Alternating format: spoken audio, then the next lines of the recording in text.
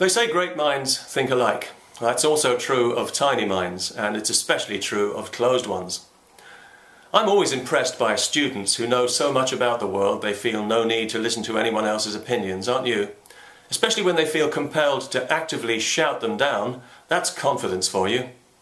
We've had a number of incidents like this recently in Britain, where people, including the leader of UKIP, the political party campaigning for the restoration of democracy in Europe, and also people trying to put a case for Israel, have found themselves shouted down by mobs of left-wing students who refuse to allow their arguments to be heard.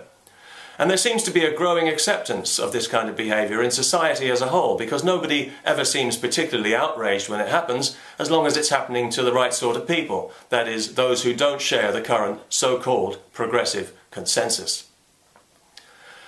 Whenever I hear about a mob of students shouting down somebody's opinions, I can't help wondering how many of them are studying philosophy, or whether it's just the remedial reading group who've been let out for the day.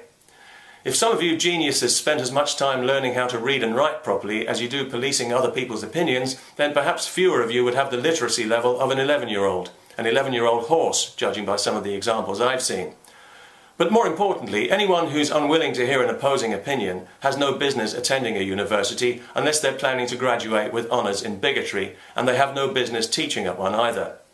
There's nothing liberal, intelligent, enlightened, civilised or progressive about shutting somebody up because you don't want other people to hear their opinions. Who are you to decide who should and shouldn't be heard? Who made you emperor? It's not only an incitement to public disorder, it's a form of assault and a violation of the civil rights of everyone around you. And anyway, if we deem some opinions unacceptable, where do we draw the line? And who draws it? You? No. Everybody will draw their own line, and then your opinions will be shouted down. What will you do then? Call the police? Good luck with that. The more you try to shut people up, the louder they're going to shout, wouldn't you? So you must know that sooner or later you're going to have to start listening. And besides, it's your moral obligation. The free exchange of opinion and information is the very lifeblood of the society to which you owe everything you have. It's the oxygen that gives us clarity and strength. Restricting it is like closing down synapses in the collective brain. It's an act of sabotage, and nobody has the right to do it any more than they have the right to arbitrarily ration water or air. No judge, no politician, no police officer, and certainly no braying mob of sanctimonious, privileged, middle-class, left-wing students who think they know best for everyone.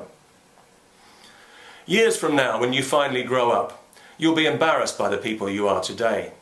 You'll edit your own history so that you won't be the intolerant, know-nothing dickhead you actually are.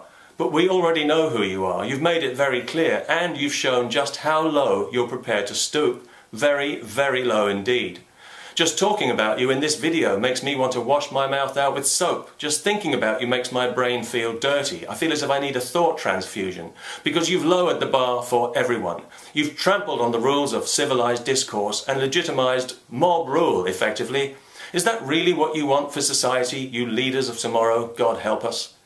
Seriously guys, if you claim to occupy the high moral ground, and boy do you ever, you should occupy it, not tunnel under it for a shortcut. Immune to evidence, immune to facts, and blind to anyone else's rights and liberties, you don't seem to realise that your dopey opinions are just opinions like everyone else's. They're not morally superior, and they don't give you the right of veto.